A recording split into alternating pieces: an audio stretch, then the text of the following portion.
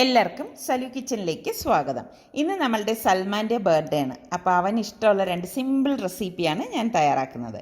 അപ്പോൾ അതിനു മുൻപ് ഞാനും സൽമാനുമായിട്ട് വർഷങ്ങൾക്ക് മുൻപുള്ള കുറച്ച് സന്തോഷ നിമിഷങ്ങൾ നിങ്ങളുമായിട്ട് ഷെയർ ചെയ്യാണ്. Which animal guard our house? Dog. Which animal kills rat? Cat. Which are the animal gives us milk? Cow. Goat. Buffalo. Which is the tallest animal? Tallest animal.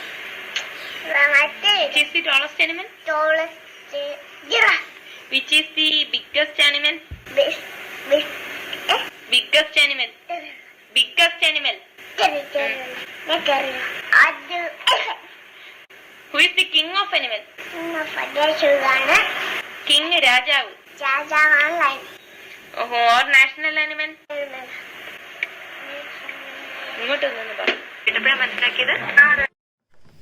അപ്പോൾ ഞാൻ ബസ്മതി റൈസ് എടുത്തിരിക്കുകയാണ്. അപ്പോൾ ഞാൻ എന്തറിയുമോ, ഇത് ഏത് അരിയാണ് ഞാൻ വാങ്ങിച്ചതെന്ന് അറിയാൻ അതിൻ്റെ ലേബൽ ഇതുപോലെ കട്ട് ചെയ്ത് ഞാൻ ആ ടിന്നിലേക്ക് ഇടും. അപ്പോൾ 1 കപ്പ് റൈസിലാണ് ഇന്ന് ഞാനിത് തയ്യാറാക്കുന്നത്. അപ്പോൾ അത് അരി നന്നായിട്ടൊന്ന് കഴുകിയിട്ട് നമുക്ക് വെള്ളം ഒഴിച്ച് ഒരു 10 മിനിറ്റ് കുതിരാനായിട്ട് മാറ്റി വെക്കാം കേട്ടോ. അപ്പോൾ ഞാൻ രാവിലെ വീട്ടിൽ വന്നോട്ടെ തന്നെ വെള്ളം തിളപ്പിക്കാൻ വെച്ചിട്ടുണ്ടായിരുന്നു. ജീരകമാണ് കേട്ടോ. അപ്പം മുൻപൊക്കെ ഞാൻ 13 ഇടുന്നത്, പക്ഷേ നിസാറിക്കൊക്കെ അത് അത്ര ഇഷ്ടമല്ല. ഇപ്പം ഞാൻ കുറച്ചധികം വെള്ളം വേറെ തിളപ്പിക്കാൻ വെച്ചിട്ടുണ്ട്, റൈസ് വേവിക്കാനാണ്. അപ്പോൾ ഞാൻ കുപ്പിയിൽ ഈ ജീരകവെള്ളം ഒന്ന് തണുക്കുമ്പോഴേക്ക് ഒഴിച്ചിട്ട് ഇതുപോലെ ടേബിളിൽ കൊണ്ട് വെക്കുകയാണ് ചെയ്യണത്. അല്ലെങ്കിൽ എന്തെന്നറിയോ, ഓരോ പ്രാവശ്യം ഇവർ വന്നിട്ട് വെള്ളം വേണം എന്ന് പറയുമ്പം നമ്മൾ തന്നെ അവർക്ക് ഗ്ലാസ്സിൽ ഒഴിച്ചു കൊടുക്കണം.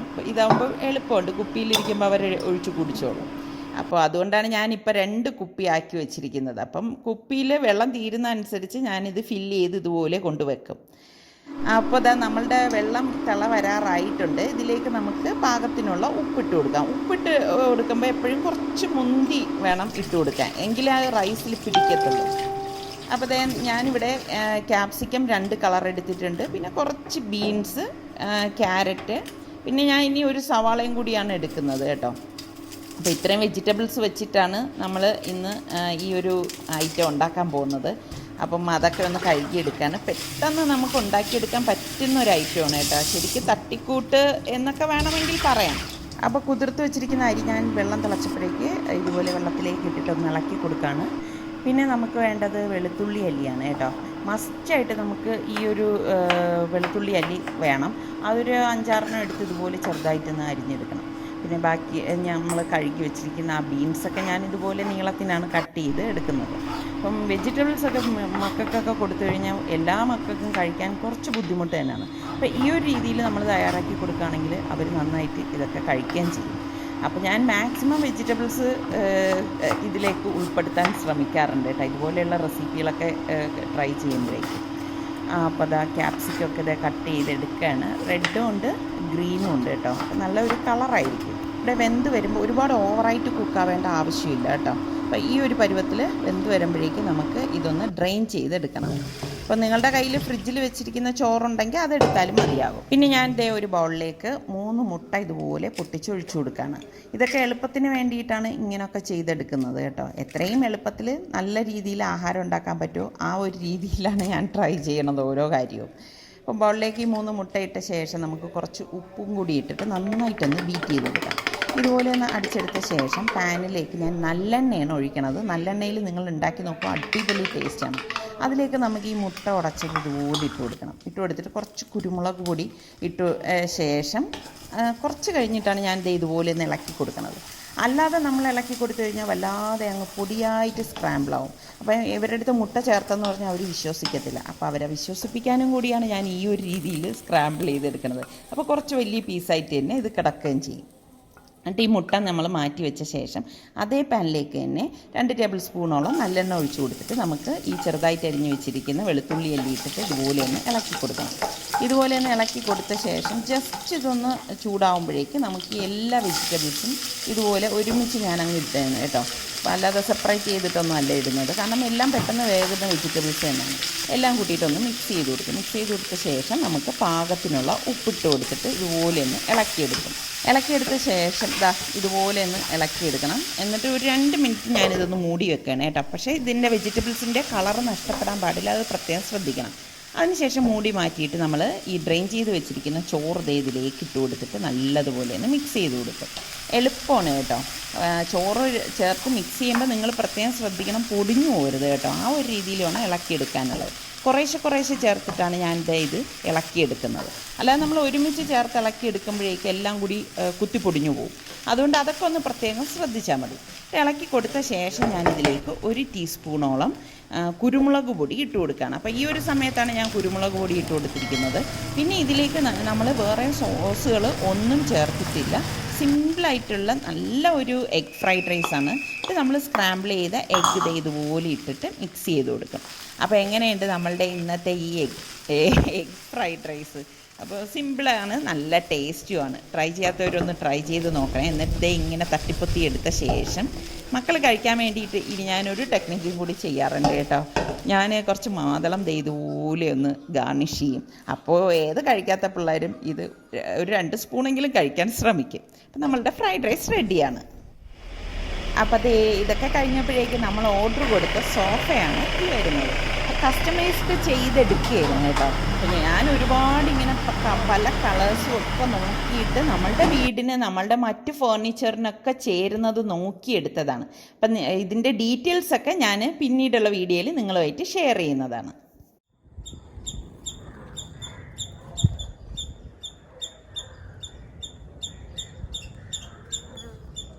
അപ്പോൾ നമ്മുടെ സൽമാൻ്റെ രണ്ടാമത്തെ ഇഷ്ടമുള്ള ഒരു റെസിപ്പിയാണിത്. വളരെ സിമ്പിളാണ്. അപ്പോൾ അവൻ ഇവിടെ ഇല്ലെങ്കിലും അവന് ഇഷ്ടമുള്ളത് ഉണ്ടാക്കുമ്പോൾ എനിക്കൊരു സന്തോഷം, അത്രയേ ഉള്ളൂ കേട്ടോ.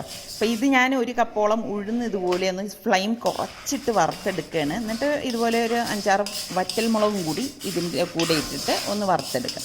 അതായത് നല്ലതുപോലെ തീ കുറച്ചിട്ട് ചുവക്കെ വറുത്തെടുക്കണം. തീ കൂട്ടിയിട്ടിട്ട് വറുത്തെടുക്കരുത്. അപ്പോൾ അതിൻ്റെ ആ ഒരു ടെക്സ്ചർ ശരിയാവില്ല. അതിന് നല്ലവണ്ണം ചുവന്ന് വരുമ്പോഴേക്കും ഞാനിതിലേക്ക് 1 ടീസ്പൂണോളം മുളക് പൊടിയും പാകത്തിനുള്ള ഉപ്പും കൂടി ഇട്ട് കൊടുക്കുകയാണ്. ഇട്ട് കൊടുത്തിട്ട് ഇതുപോലെ ഒന്ന് ഇളക്കിയിട്ട് ഗ്യാസ് ഓഫ് ചെയ്യും. ഓഫ് ചെയ്ത ശേഷം ഇത് ഈ ചീനിച്ചട്ടിയിൽ നിന്ന് മാറ്റി തണുക്കാനായിട്ട് മാറ്റി വെക്കും കേട്ടോ. അപ്പം ഇത് നല്ലതുപോലെ ഒന്ന് തണുക്കാൻ വേണ്ടിയിട്ട് ഞാൻ ഇതുപോലെ ഒന്ന് വലിയ പാത്രത്തിലൊന്ന് പരത്തി വെക്കുകയാണ്. അപ്പോൾ വളരെ സിമ്പിളായിട്ടുള്ള നല്ല ഒരു ചമ്മന്തിപ്പൊടിയാണ് കേട്ടോ ഇത്. നമ്മളെ ദോശയ്ക്കും ഇഡ്ഡലിക്കും ഒക്കെ പറ്റിയതാണ്. അപ്പോൾ ഞാൻ തണുത്ത ശേഷം ഇതുപോലെ മിക്സിയുടെ ജാറിലേക്ക് 1-2 ബാച്ചായിട്ട് ഇട്ടിട്ട് നന്നായിട്ടൊന്ന് പൊടിച്ചെടുക്കും. അപ്പോൾ ഇത്രയേ ഉള്ളൂ സംഭവം. പിന്നെ ഞാനിത് പൊടിച്ച ശേഷം ഇത് അരിച്ചെടുക്കത്തൊന്നുമില്ല, നല്ലതുപോലെ ഫൈനായിട്ട് ഇതുപോലെ പൊടിച്ചെടുക്കുകയാണ്. അതിന് രണ്ടാമത്തെ ബാച്ചും ഇതുപോലെ തന്നെ നമ്മൾ ജാറിലേക്ക് ഇട്ടിട്ട് ഉപ്പ് വേണമെങ്കിൽ ഈ സമയത്ത് ഇട്ട് കൊടുക്കണം. എന്നിട്ട് ഇതുപോലെ ഒന്ന് കറക്കിയെടുത്ത ശേഷം നമ്മളിത് ആദ്യം പൊടിച്ച് വെച്ചതിൽ ചേർത്തിട്ട് എല്ലാം കൂട്ടിയിട്ടൊന്ന് മിക്സ് ചെയ്ത് കൊടുക്കണം. അപ്പോഴേ ആ ഉപ്പ് എല്ലായിടത്തും ഒരേപോലെ വരത്തുള്ളൂ. എന്നിട്ട് ഇതുപോലെ ഒരു ഗ്ലാസ് കണ്ടെയ്നറിലാക്കി അടച്ച് സൂക്ഷിച്ച് കഴിഞ്ഞാൽ ഇനിയിപ്പോൾ നമ്മുടെ വീട്ടിൽ ഒരു കറി ഇല്ലെങ്കിൽ ദോശയ്ക്കും ഇഡ്ഡലിക്കൊക്കെ ഈ ഒരു ചമ്മന്തിപ്പൊടി മാത്രം മതി. അപ്പോൾ സിമ്പിൾ റെസിപ്പി അല്ലേ?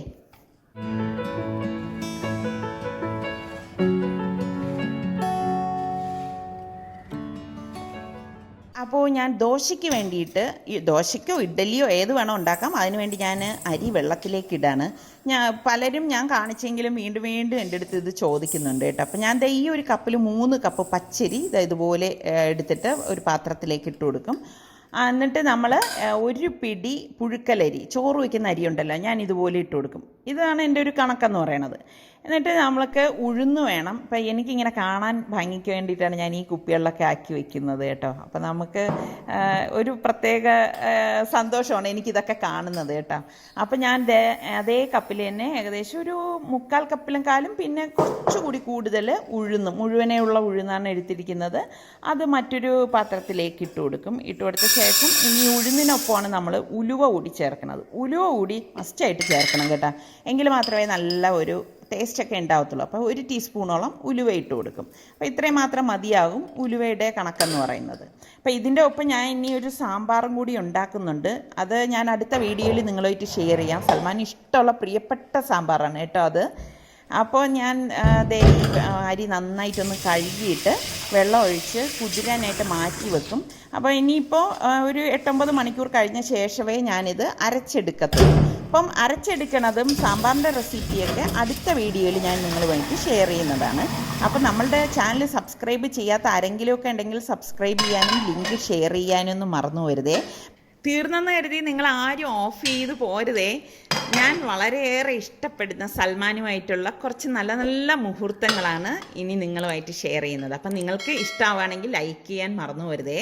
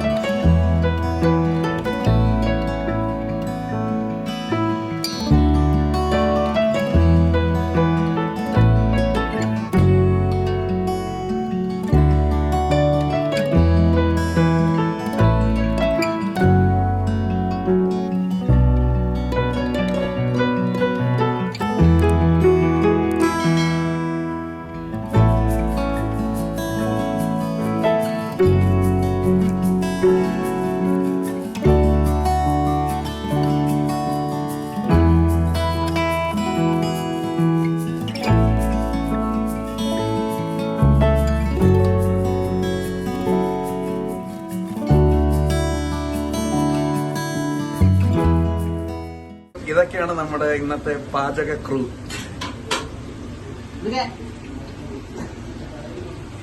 തലശ്ശേരി ദം ബിരിയാണി, ചിക്കൻ ദം ബിരിയാണി. അവിടെ ചിക്കൻ ഫ്രൈ ആയിക്കൊണ്ടിരിക്കുകയാണ്. എന്റെ അപ്പുറത്ത് ചമ്മന്തിയായി, സാലഡായി, വേറെന്തൊക്കെയുണ്ട്? ചമ്മന്തി, ചിക്കൻ ഫ്രൈ.